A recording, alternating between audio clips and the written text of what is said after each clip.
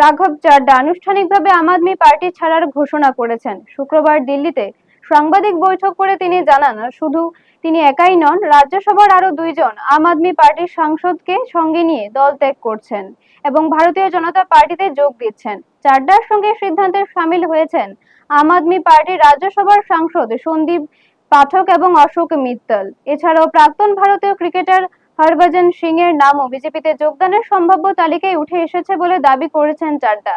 এখানে শেষ নয়, চাড্ডার দাবি অনুযায়ী আম আদমি পার্টির আরো কয়েকজন রাজ্যসভার সাংসদ স্বাতি মালিওয়াল, রাজেন্দর গুপ্তা এবং বিক্রম সাহানি এই দলবদলের তালিকায় থাকতে পারেন। তিনি জানান, রাজ্যসভায় আম আদমি পার্টির প্রায় 2/3 সাংসদ সংবিধানের বিধান মেনেই বিজেপির সঙ্গে যুক্ত হওয়ার সিদ্ধান্ত নিয়েছেন। বর্তমানে রাজ্যসভায় আম আদমি পার্টির সাংসদ সংখ্যা 10। এর মধ্যে অধিকাংশই পাঞ্জাব থেকে নির্বাচিত। যদি 2/3 সাংসদ দল ছাড়েন, তবে রাজ্যসভায় আম আদমি পার্টির সংখ্যা কার্যত 2 থেকে 3 জনে নেমে আসতে পারে।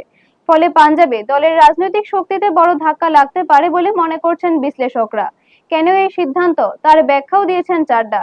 তার বক্তব্য, যে দলকে তিনি দীর্ঘ 15 বছর ধরে গড়ে তুলেছেন, সেই দল তার মূলনীতি ও আদর্শ থেকে সরে গিয়েছে। তার কথায়, দল এখন আর দেশের স্বার্থে নয়, বরং ব্যক্তিগত স্বার্থে কাজ করছে। এই কারণেই তিনি দল ত্যাগ করে নতুন পথে হাঁটার সিদ্ধান্ত নিয়েছেন বলে জানান। অন্যদিকে এই ঘটনার প্রতিক্রিয়া জানিয়ে আম আদমি পার্টির প্রধান অরবিন্দ কেজরিওয়াল সমাজ মাধ্যমে সংক্ষিপ্ত বার্তা দেন।